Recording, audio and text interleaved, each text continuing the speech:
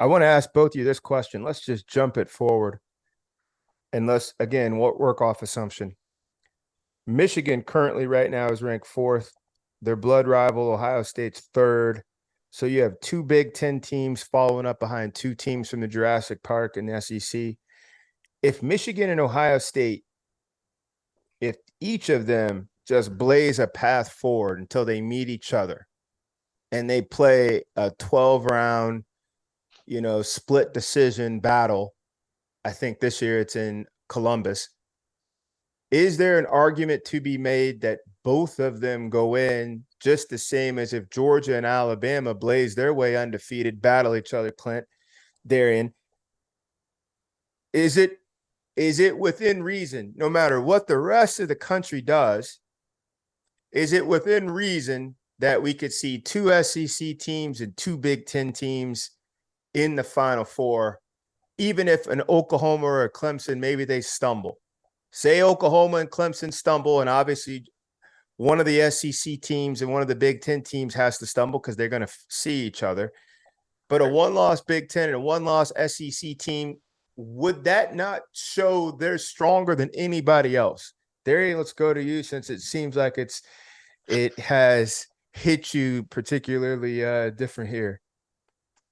Yeah, we can go hypothetical. So if Clemson stumbles in that conference, that conference, right? If we stumble, we don't get in. That's just point blank. Period. We don't. ACC doesn't have that respect yet. If Oklahoma stumbles, neither do they have the respect. Only 2 conferences to get the benefit of doubt in that regard would be the Big Ten and the SEC. So yeah, that definitely is a possibility because the Pac-12, to me, the Pac-12 team, for them to get in, if you look at the 4-team playoffs, because to me, you got the Big Ten, ACC, Big 12. For them to get in on that side, because obviously past years they haven't, 2 teams from either the Big Ten or SEC have gotten in, they got to be dominant. They got to completely obliterate. Like, that has to be, like, obviously you want parity, but in that game, that has to be a team that's just outright better than the other. For them for the committee not to skip over a one-loss Big Ten team or a one-loss SEC team. So if that is the case, the Pac-12 team is like just not dominant.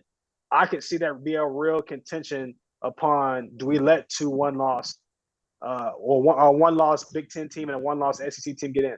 Because the way it's looking, I mean, what'd you say? So you're saying, like, say USC beats Oregon by a late field goal, and they have an ugly and dramatic win. They got to come from behind in Salt Lake to beat Utah, but they survive. A team surviving the Big 12, not decapitating people, but, literally on the ground, choking them out. Yeah. That may not have enough body of work in such a, like, really might be the 5th weakest conference, 4th with the Big 12, to overcome one of those 2 one-loss teams. Clint, is that your position regarding a possible double-double? SEC, Big Ten, let's lock it up. Yeah, I mean, gosh dang, George, that's a hypothetical, man. Hell, I ain't the sharpest tool now. Shit, I've had a couple tequilas tonight. I don't know.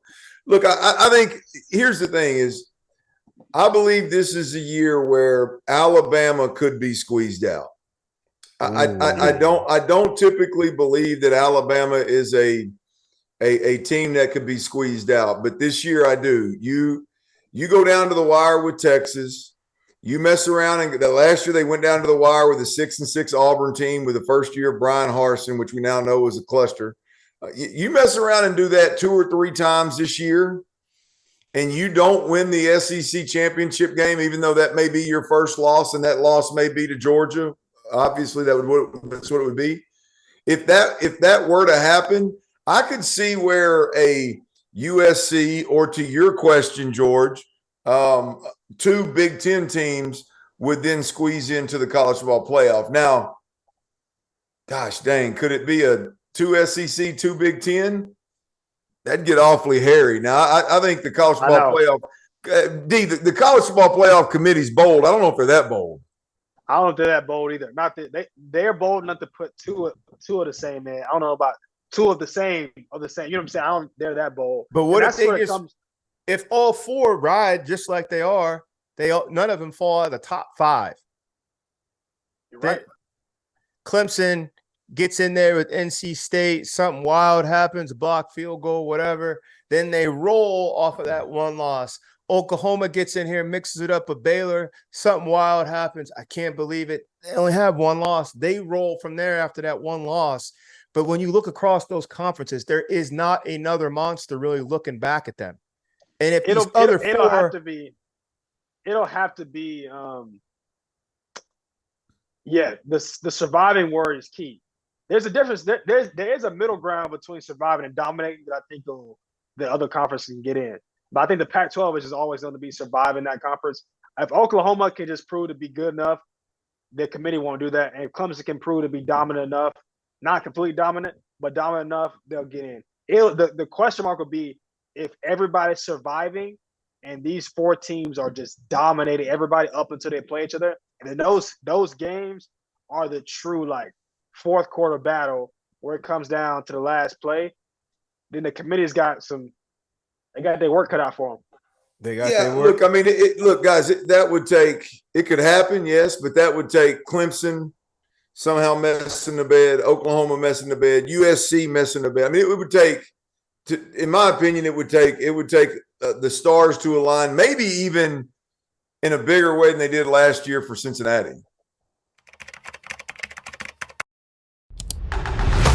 We're dropping our merch. We got to start calling Underwood Daddy Brad. But I'm a big pod guy.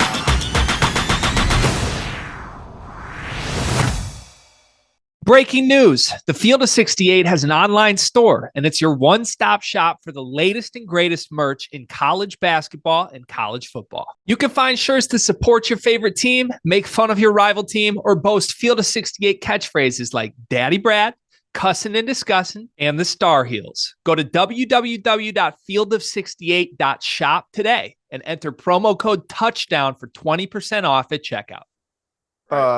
So to the greater point there, according to our producer Trevor, Alabama has always made the playoffs. Since the playoffs started, they have always made the playoffs. So I think not one year. They lost. They had because I remember 20. I want to say it's 2018, 2017. They had 2 losses. That's the only time. I got to say that though. I have to say that. Oh, you're right. You're right. That was your year. I did not read all my notes from our producer Trevor here. 2019, 2020, LSU, Ohio State, Clemson, and Oklahoma. I thought we were missing a little something that year. It didn't feel right. The Roman Army was not a part of that, but every year since they have been in.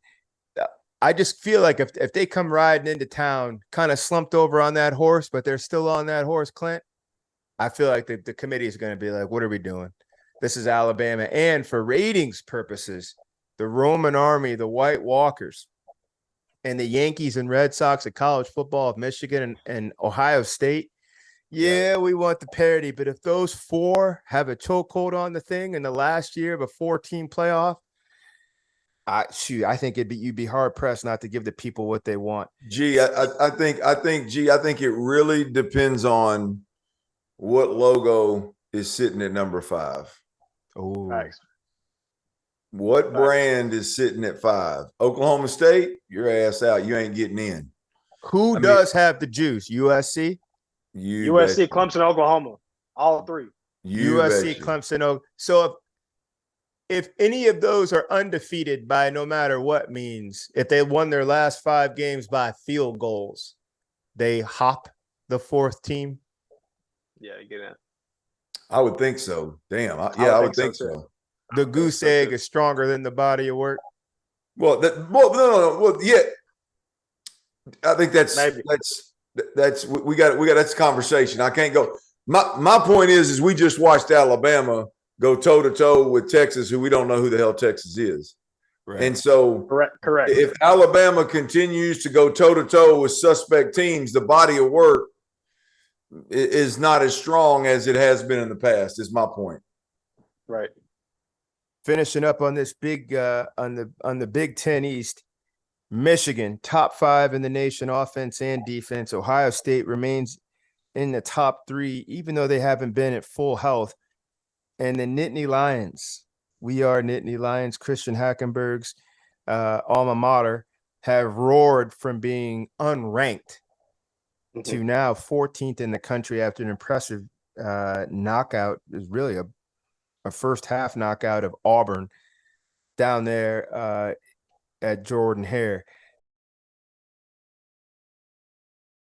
What's going on, guys? Rob Doster here, the founder of the Field of 68 and the Field of 12 Media Networks. I wanted to take a quick minute to let you guys know about an exciting new project that we have been working on for the last 3 months. The Almanac, an all-encompassing preview of the 2022-23 college basketball season. We spoke with every single Division I head coach to give you a robust and accurate preview for all 363 Division I college basketball teams. We have predictions for conference finishes for all 32 leagues. We have features on the best freshmen, the best big men, the breakout stars, the coaches on the hot seat, so much more. It is 600,000 words of sheer happiness for the college basketball fan in your life. The Almanac is going to be available for digital purchase on September 26th for just $19.99, but you can pre-order it today using the promo code HOOPS and save 20%. Just hit the link in the description below.